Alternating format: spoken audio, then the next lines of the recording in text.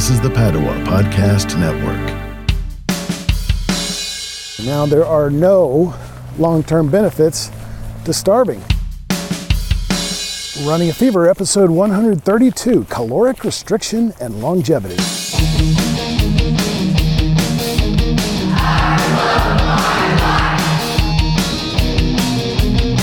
Welcome to Running a Fever. My name is Michael Davis. I love my life so much that I want to make it last as long as possible.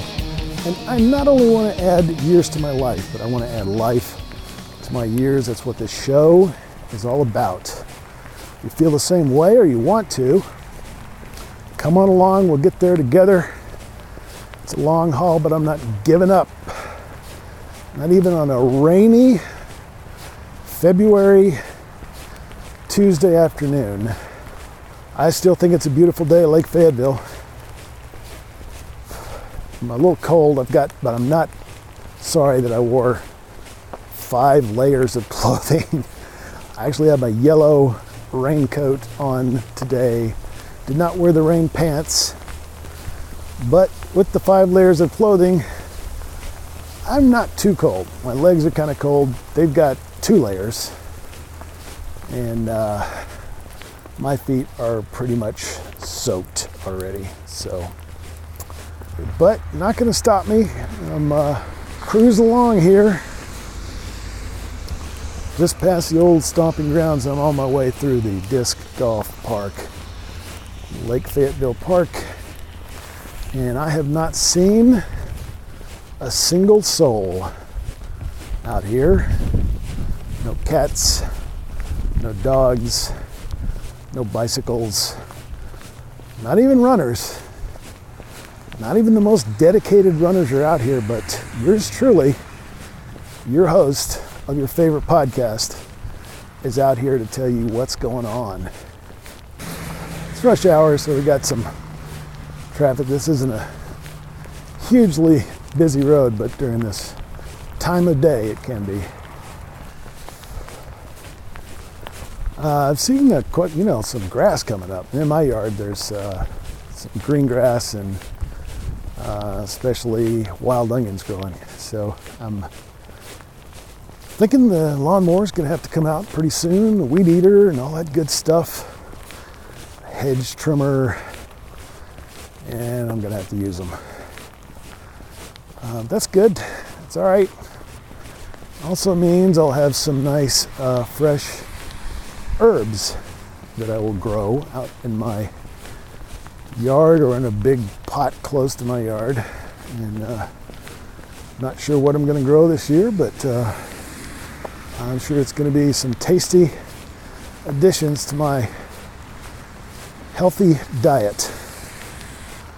Feeling good, feeling strong here at 53 years of age. So today's show is about caloric restriction and its effect on longevity. Now, caloric restriction is a reduction in caloric intake of 20 to 50% without malnutrition. That means you're not starving yourself. This isn't a starving plan. This is a calculated way to be more efficient in your food intake, and seems to have a positive impact on longevity. Now, there are no long-term benefits to starving, so don't do this.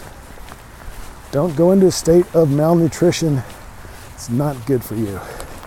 So there's a process called hormesis, and in this process, your body goes into a defense mode, which is abating some aging processes.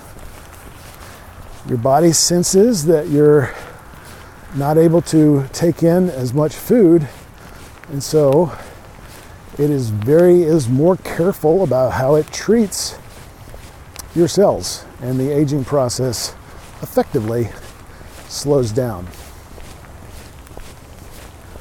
Now, there's really no evidence or knowledge on how caloric restriction works. And I've now got the wind at my face and the rain blowing at me. Okay. I can't even read my notes, so I'm just gonna. Whew.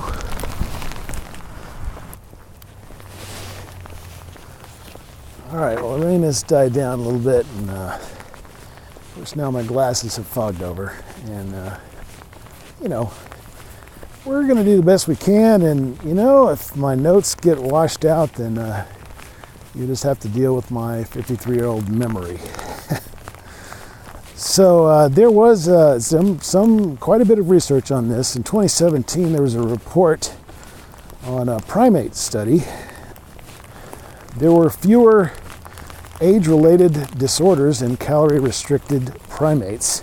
And since the 1930s, there have been many studies on caloric restriction in rats that has increased their lifespan. It has been found that caloric restriction preserves muscle tissue in primates. You wouldn't think that would be the case, but that's what happens. It's that hormesis kicking in. So it's not just for the reduction of fat, although that is a significant factor in longevity. Well, actually, it's an insignificant factor. You know, there was a really good video by Dr. Brunet, who's a PhD from Stanford, or at least it was on the Standord University YouTube channel. She said 1,200 calories is very difficult to do. Also, you may remember from the Blue Zone solution, one of the characteristics of the people in the lifestyles in those blue zones where people live more often to be age 100 and older is caloric restriction. So there have been research, because it's so hard to, you know, just restrict your calories that much. There have been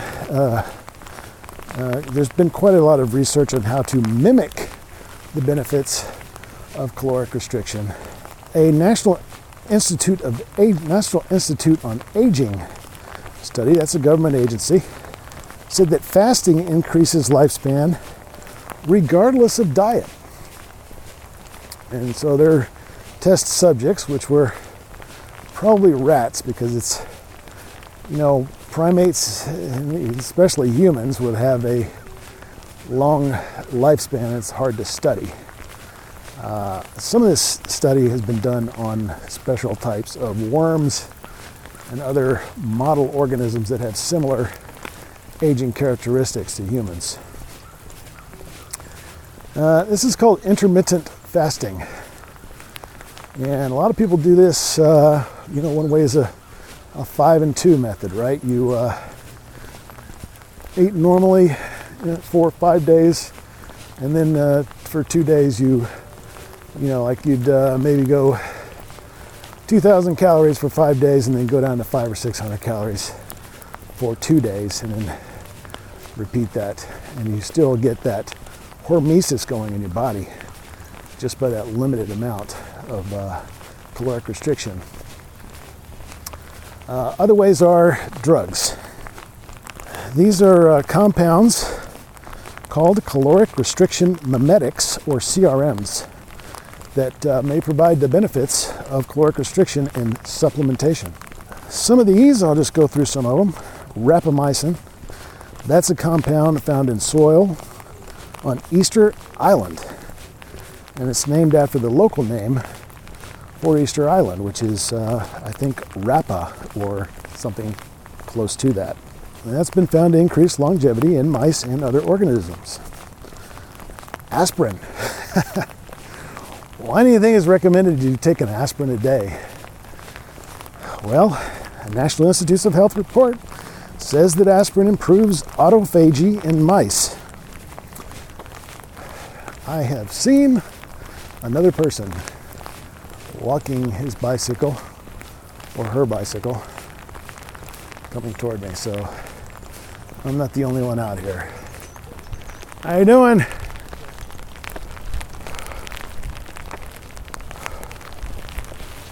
All right, well, he didn't look too happy. probably his only means of transportation. Autophagy, which is, that's not a common term that everybody would know. It's a detox process that cleans out dead cells and makes new ones. So if you can increase that, you're basically increasing the life of your cells and making everything new. Metformin is another compound. It's an anti-diabetic drug. That's how it's used now. Comes from French lilac plants. Increases insulin sensitivity, making the liver produce less glucose, and this reduces glycation, which is a kind of body fueling gone wild. And this is associated with aging and is also found in calorically restricted mice. Okay, I'm gonna shut down again. It's getting a little too windy and cold. Well, folks, you are very fortunate to be a fan, or at least a listener, of podcasts like this. I mean, how many times have you listened to a podcast where there was some crazy dude walking out in the rain when it's a wind chill of 20-something degrees, now safely on the opposite side of Veterans Park and sheltered by some trees, but the rain is still steadily falling and it's still very cold. So I'm trying to get through this, and I did definitely realize why that guy did not have a smile on his face, walking his bicycle across the earthen dam that keeps Lake Fayetteville from overtaking the city of Fayetteville. It was dreadfully cold and windy out there. Would love to have taken a picture, but I was not going to take my hands. When you combine dampness, or actually just wetness, with cold and wind coming across the water like that, and you're out in the open, the effect is that your hands turn to ice, basically. Now, I did have my knit gloves on, made by master knitter Henrietta Davis, who is the sponsor of this show, by the way.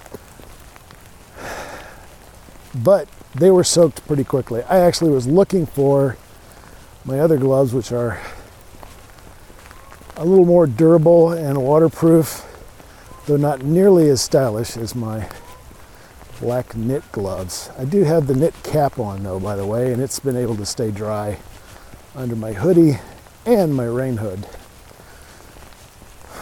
And it is also now firmly kept on by the headlamp. Well, it's not dark yet. It's getting later in the year. It's getting brighter later. And they also came out here fairly early, so still good visibility on the trail.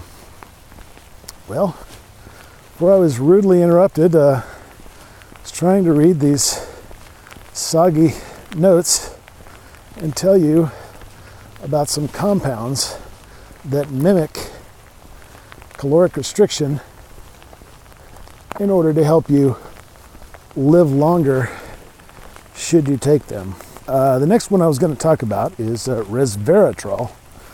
And you probably have heard of this or know what it is because you've heard that, drinking red wine is good for you, and they live longer in Italy where they drink red wine all the time and all this kind of stuff. Resveratrol is thought to be the compound that actually causes that. And so this is fairly easy to buy, I think, in grocery stores now. Of course, it is found in the skin of grapes, and people take it to get the red wine benefit without drinking. It's also anti-inflammatory. Wikipedia is critical of longevity claims for resveratrol, says it has not increased longevity in rats in any study. I'll have the links in the show notes are going to be extensive, folks. If you want to read more on this and see YouTube videos, you're going to have plenty. Just go here and you'll have hours of enjoyment researching caloric restriction mimetics. Of course, you could just eat grapes, but I think one of these things, a lot of these are such that you can't really get naturally the effective doses. Now, another one on the list here that has been mentioned by several studies and talks is NAD+, which you can get a more detailed explanation of and exegesis thereof. Oh, my notes are just shredded now. Episode 125 on the Basis, the anti-aging supplement, will tell you much more about NAD+ than I could go into here. All right, how about Gynostemma pentaphyllum, or known by its short form, G. pentaphyllum. Can also activate AMPK. G. pentaphyllum supplementation in humans has been shown to exert effects seen in caloric restriction, such as improved glucose metabolism and reduced body weight. So the detriments of caloric restriction, there's always a downside. Risk of malnutrition if you don't do it right. Very dangerous. A very dangerous Minnesota starvation experiment in 1944, which was done on conscientious objectors. That is, people who thought that fighting in the war would violate their conscience. Not forced to serve, but they were forced, apparently, to participate in this Minnesota starvation experiment in 1944. And the effects were anemia, edema, muscle wasting, weakness, neurological deficits, dizziness, irritability, lethargy, and depression. Doesn't sound good. Got to be careful. Can't interfere with growth processes, so don't use if you're under 21 or if you are pregnant. And a lower than normal BMI has an increased mortality rate. Although it's kind of hard, I don't know. Talked enough about the BMI. So the bottom line is it's kind of like the blue zone things. It seems to be a factor, but it can be dangerous. Beware of the dangers of malnutrition.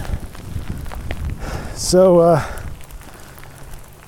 we need to be sure that we're, making sure you're adequately nourished, and more importantly, optimally nourished. In other words, you're getting the maximum benefit from your food, drugs, supplements, whatever you're taking into your body.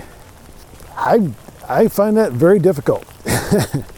I mean, it's a big part of what this show is about, and what my journey is about, is learning more and just trying to get closer to that optimal state. Just because of the fact that we're all different, and medical science is, although it's advanced quite a bit, continues to do so, it's still, there's just so much more mystery than there is knowledge. So, we keep trying to do our best and just try to be safe, err on the safe side. And don't starve yourself. I would say find out what your basal metabolic rate is, count your calories, and be sure you're above that at all times. At least. That's worked for me. I've not found any detrimental effects since I've started dieting that way. There you have it, caloric restriction. Well, it's a cold and rainy day at Lake Fayetteville. My hands are, they feel frozen right now. It's very painful.